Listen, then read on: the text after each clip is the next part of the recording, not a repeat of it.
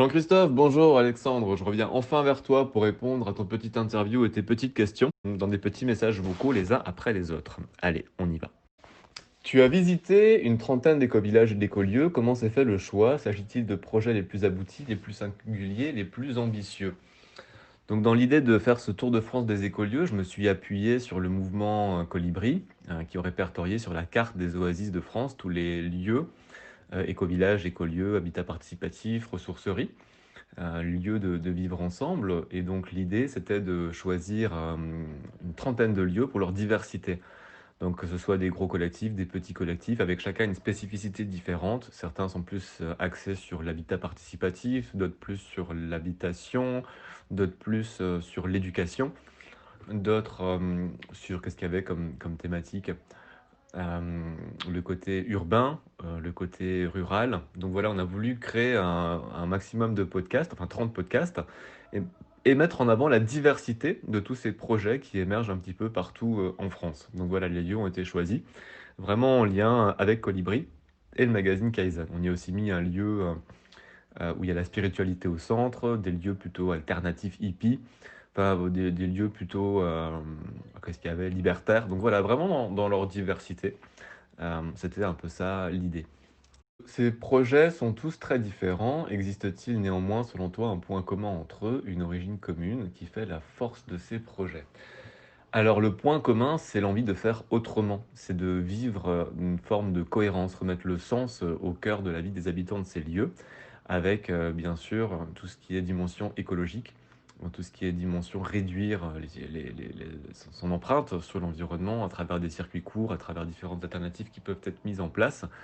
Et une des constantes aussi, c'est cette envie d'autonomie ou de souveraineté ou d'être plus résilient par rapport à un système qui tend à s'effondrer. Et pas mal de lieux avancent souvent cette phrase, seul on va plus vite, mais ensemble on va plus loin. Et dans un écosystème stable et équilibré, on se rend bien compte que c'est la diversité des individus d'un écosystème qui vont le rendre stable. Bah, dans une communauté d'habitants, c'est un peu le même constat qui est fait, c'est qu'ensemble, on peut être dans une forme de complémentarité et de solidarité. C'est peut-être ce qui manque le plus aujourd'hui dans un système qui est plutôt basé sur une forme individualiste. Quelles sont les principales raisons qui ont poussé les personnes que tu as rencontrées à créer leurs éco-villages et quelles sont les principales difficultés rencontrées par les éco-villageois, éco-villageoises dans la vie de leur projet? Alors, très bonne question. Bah, les raisons principales, je reprendrai peut-être un petit peu ce que je t'ai dit en point 2. C'est cette notion de cohérence et de sens, remettre du sens dans sa vie, se poser la question sur OK, qu'est-ce que je suis en train de faire comme poser comme acte dans mon quotidien. Et souvent, la cohérence veut qu'on repense complètement nos modes de vie et le collectif peut venir comme une évidence pour certains qui ont envie d'incarner le changement, le nouveau monde de demain. Voilà, essayer de sortir un petit peu de ce système qui nous étouffe. On a bien compris qu'on va droit dans un mur, donc comment est-ce qu'on fait pour développer plus de résilience? Et ce qu'on ne sait pas faire ou ce qu'on fait mal, c'est le vivre ensemble, parce qu'on est quand même basé sur un système très hiérarchique, très pyramidal. Et l'idée, c'est de remettre quand même de l'horizontalité dans les modes de gouvernance, dans les modes de communication. Et donc le facteur humain, voilà, c'est souvent ça et des problématiques qui revient, c'est comment est-ce qu'on arrive à nourrir une vision commune, même si des fois dans les termes on est d'accord, tout le monde sait ce que c'est qu'un potager, sauf que quelqu'un va s'imaginer un hectare et quelqu'un va s'imaginer quelque chose de beaucoup plus petit. On part de la même chose, mais on n'a pas la même définition pour les termes. Donc voilà, c'est peut-être ça l'enjeu du vivre ensemble, c'est trouver des outils de communication pour mettre tout le monde d'accord et avancer au consensus ou au consentement. Ces éco-villages poursuivent-ils tous les mêmes objectifs? Non. Certains, dans le réseau des oasis, on parle de spécificité, de raison d'être ou de vision du projet. Et la raison d'être peut varier d'un projet à un autre, même si les grands axes correspondent à une charte qui est celle de réduire son empreinte sur l'environnement et d'aller vers cette forme d'autonomie. Mais les objectifs peuvent diverger. Il y en a qui sont plus sur l'envie de développer au sein du collectif une autonomie maximale. Donc toutes les ressources vont être créées au sein du collectif. D'autres vont essayer ou vont travailler à l'extérieur du collectif et développer un modèle économique en dehors du collectif. Certains sont plus axés sur cette notion de la monnaie complémentaire, d'autres sur le faire et vivre ensemble, d'autres sur la souveraineté, la gouvernance, comment faire pour trouver les bons codes qui te permettent de vivre ensemble. l'habitat passif, la réduction des frais, la réduction de son empreinte écologique. Donc voilà, les objectifs sont divers et variés, mais quand même sur un système de charte commune qu'on peut retrouver sur le mouvement Oasis. Quels sont selon toi le niveau de résilience moyen des écovillages que tu as visités? Cette résilience est-elle essentiellement alimentaire ou énergétique ou tend-elle à d'autres dimensions? Est-elle envisagée uniquement à l'échelle du lieu ou de manière territoriale en lien avec d'autres initiatives? Ok, alors la résilience, tout le monde y tend le plus possible, mais c'est un long travail, notamment quand tu es à l'alimentaire. On parle de micro-fermes, hein, on a l'exemple du Bec et Loin qui, eux, arrivent à produire suffisamment d'alimentation pour pouvoir se nourrir à l'année. Ça nécessite beaucoup de travail et beaucoup de connaissances, donc peu de fermes ou peu de lieux, écolieux que j'ai visités sont résilients de manière alimentaire, mais en tout cas tentent de l'être, ou vont dans cette direction-là. Énergétique, c'est pareil, hein, ça va dépendre si c'est un nouveau projet de construction, où là, on peut dès le départ penser maison positive énergétiquement, et donc utiliser des matériaux sains, avec une bonne isolation, une orientation cohérente, une architecture qui permet au bâtiment de réduire au maximum son empreinte énergétique. Mais quand il s'agit de récupérer par exemple une ruine, une longère, un château, les bâtiments existent déjà et ne sont pas forcément pensés d'une manière à réduire l'empreinte énergétique. Donc là, il y a plus d'efforts où tout est à recréer. Donc ça va dépendre du lieu dans lequel s'implantent les écolieux, mais c'est vrai que tous tendent à cette résilience, que ce soit énergétique et alimentaire. Hydrique, oui, si la topographie, le terrain et les contraintes environnementales le permettent. Sanitaire, sécuritaire, économique. L'économie est quelque chose de très pensé au sein des collectifs, notamment en termes de circuits courts, de relocaliser l'économie au maximum, de ne plus acheter des choses qui proviennent de Chine, mais plutôt qui sont faites localement si c'est possible. Et du coup aussi favoriser les petits producteurs locaux, fuir les grandes surfaces pour plutôt privilégier les commerces de proximité et les marchés. Euh, Est-il envisagé de manière territoriale? Ce qui est important dans ces écolieux, une constante que j'ai souvent entendue, c'est l'idée c'est de ne pas vivre d'une manière séparée du reste du monde, mais c'est vraiment de trouver des passerelles et du lien entre le lieu et les collectivités territoriales ou les habitants autour de ces lieux. Hein. C'est pas du tout une volonté de vivre en autarcie, mais c'est plutôt une volonté de vivre dans une forme d'exemplarité tout en continuant à maintenir un lien fort avec l'environnement proche et lointain. Penses-tu que l'aspect sécuritaire est important pour un éco-village? Alors je ne sais pas ce que tu entends par aspect sécuritaire, si tu penses à tout ce qui est effondrement, protéger son jardin le jour où on vient avec des fusils pour récupérer les tomates et les carottes. Ben non, je crois que cette question-là se pose pas trop. En tout cas, j'ai pas parlé de l'aspect sécuritaire dans les rencontres que j'ai pu faire, mais plutôt cette notion de montrer, hein, d'exemplarité, de mettre en avant que c'est possible de faire autrement, en espérant qu'un maximum de projets de ce type puissent émerger un peu partout sur notre territoire et donc devenir quelque chose de beaucoup plus fréquent. Et c'est peut-être dans cette diversité qu'on arrivera à une résilience maximum quand réellement le système pourra s'effondrer. Après, l'aspect sécuritaire, la sécurité du collectif, oui. Ce qui me vient là quand je relis ta question, il y a aussi cette notion de processus d'inclusion et d'exclusion. Il faut aussi quand même préserver son collectif en interne avec des bons outils de communication et aussi anticiper la possibilité de peut-être exclure un membre si, pour diverses raisons, on se rend compte qu'il y a une incompréhension ou une incompatibilité entre un membre et les bases et les fondamentaux du projet. Parmi ces éco-villages, y en a-t-il qui créent des solidarités, ponts avec les populations urbaines? Oui, clairement, certains organisent des formations, notamment. Ça peut être un des modèles économiques pensés et réfléchis par certains lieux. Je prends l'exemple de Pourgue, qui fonctionne très bien grâce à toutes les formations qu'ils organisent tout au long de l'année, donc qui s'adressent à tous, notamment aux urbains, qui veulent venir découvrir ce mode de vie. Donc oui, c'est vraiment ça, cette envie d'inspirer et de relier les écolieux avec leur environnement. Donc les passerelles existent hein, et et tendent à se développer de plus en plus. Tu as forcément dû avoir des coups de cœur, quels sont-ils et pourquoi?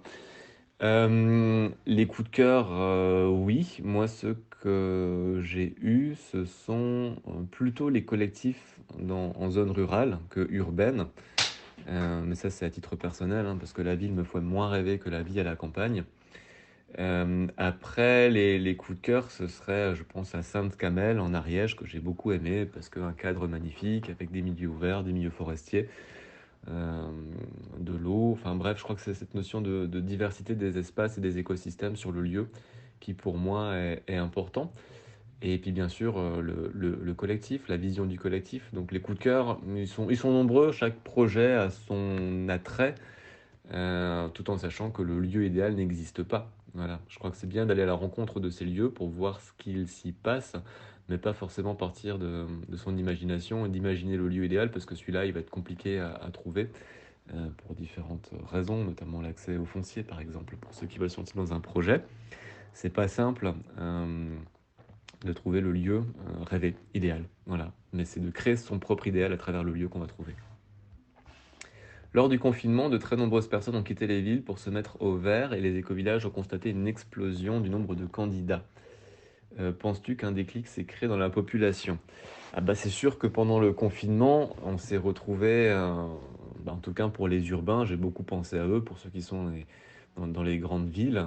L'attrait des villes, c'est surtout la vie culturelle et sociale. Et quand on se retrouve confiné, qu'on n'a plus du tout accès ni à une vie sociale, ni à une vie culturelle, quel est l'intérêt de rester dans son appartement? Ça fait penser un peu à une bête en cage.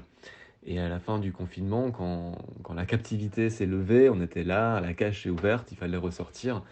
Et bien sûr, on a tous voulu aller loin des villes pour se reconnecter à un essentiel, qui est l'essentiel du vivant. Donc oui, je pense que beaucoup de gens ont eu cette envie de remettre ce sens. On a eu le temps de réfléchir, on s'est rendu compte qu'on est vraiment tous interdépendants les uns des autres.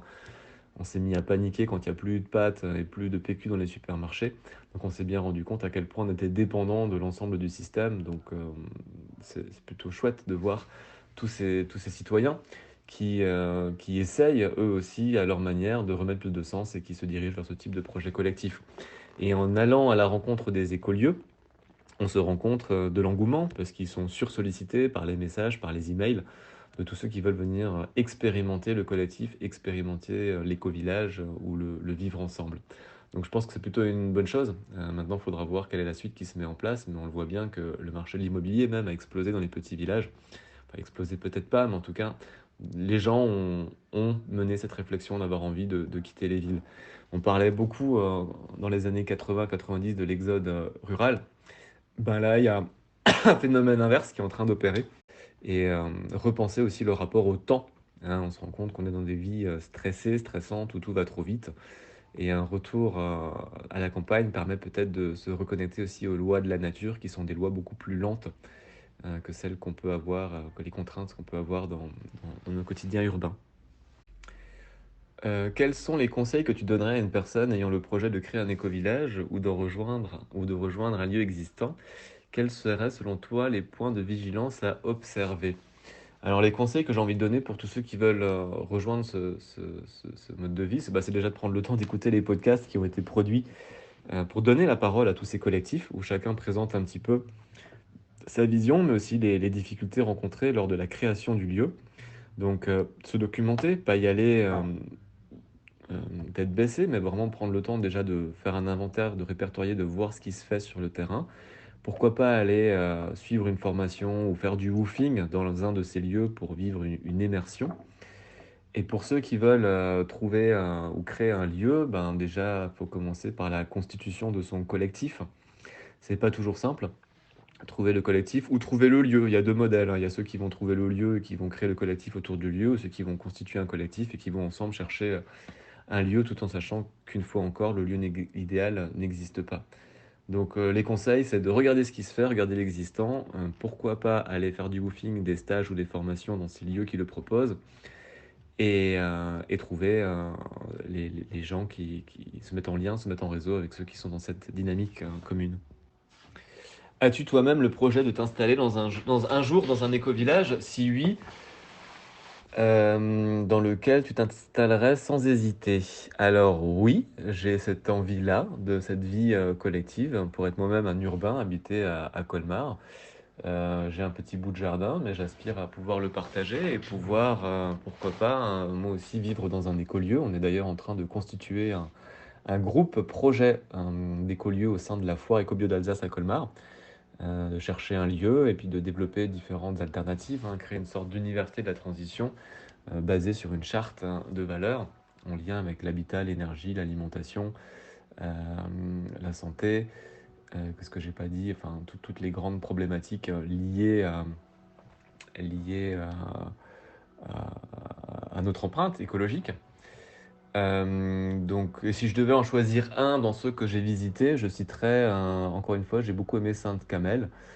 Qu'est-ce que j'ai aimé? J'ai aimé Eotopia pour le côté un peu foufou du projet.